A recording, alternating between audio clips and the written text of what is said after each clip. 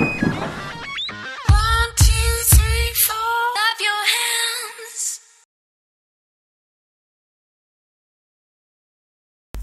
there guys, my name's James and this is the Mythic Booster Channel and welcome to another episode of Pokemon Go. Just remember, I just want to put this straight out there.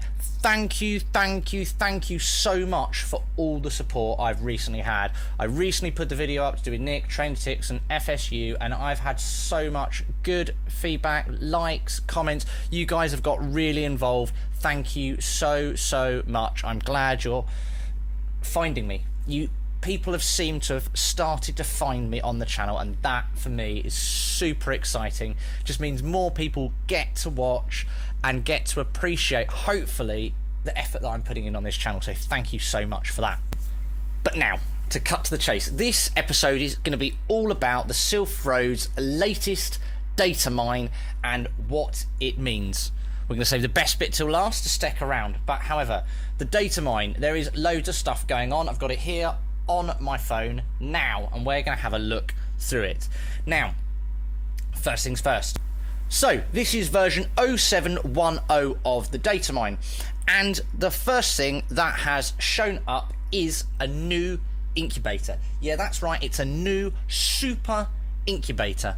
Now it's a little bit vague about what this incubator does at the moment, and what it does seem to do is it looks like it's going to hatch eggs faster. So from the main point of view, I think 10k eggs, you know, whack your 10k eggs in it. I think it's probably going to be a premium item. You're going to have to buy these.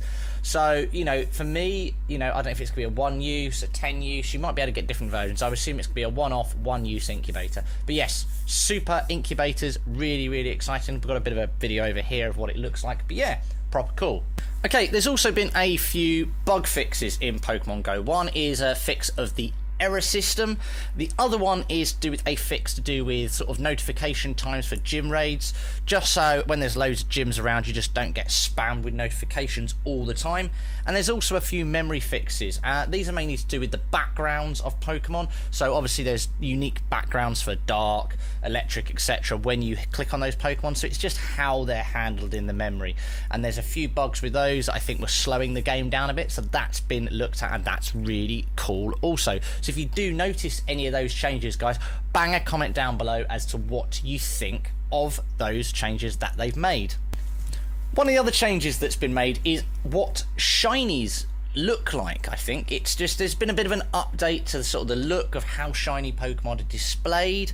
I haven't had a chance to even have a look on my phone yet with my Gyarados. What I'll maybe do is I'll do some posts and we'll put up over there and we'll see, you know, if there's any, you know, if there's any difference that you guys can notice with shiny Pokemon. Again, bang a comment down below if you notice a difference with your shinies, or hit me up on Twitter at Mythic Booster. Post your pics if you've got any old pics of shinies compared to new pics of shinies. Bang them up there because that will be super interesting. So that's shiny Pokemon changes. Interesting stuff. So this is an interesting one for me. There's been a few tweaks to do with the exclusive raids update. Obviously there's been some bits of information added to that, but so importantly, there's been a lobby counter add. It says here, many other tweaks to the raid system code have occurred, particularly regarding count of users in a lobby, so you don't have to waste gym passes anymore. That's how I'm reading it. It might not be that, but that's how I'm reading it. That would be proper cool. There's also been some changes to raid times and spawn timers, and there's something new referred to as the, I'm going to read this, it's all one word, it's default raid item awards. So I don't know if that's, you'll always get this thing, that would seem unusual, or like Niantic have said, it might be a placeholder for something else. So that's really cool to look at also. Okay, there's also been some changes to Ditto. It's listed in the app as Metamon_ID.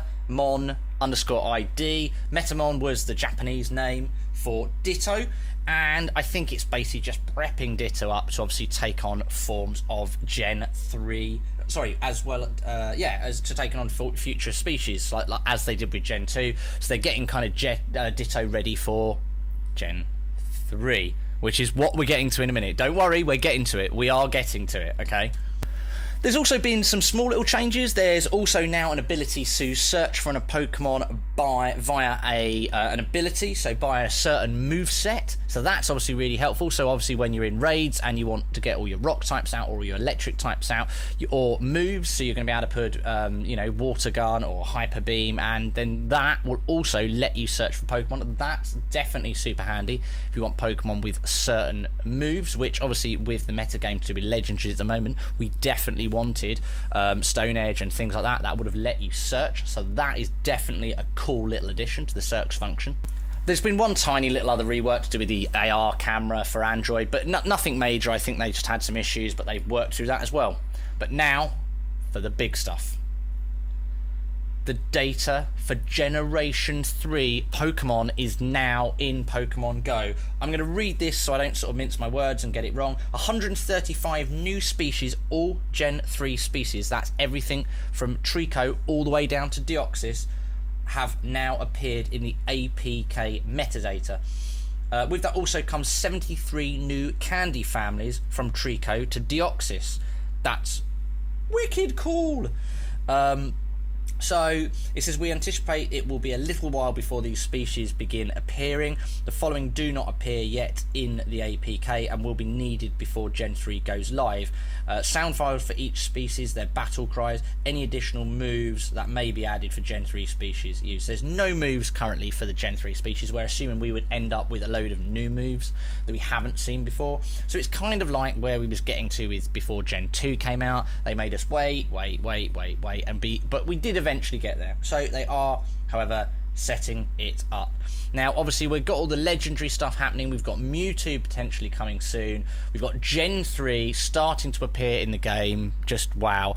I mean, for me, I think Gen 3 is going to potentially have, you know, I think it's going to potentially have I think it's going to happen towards the end of summer, because towards the end of summer maybe people are not going to be so keen to start going outside.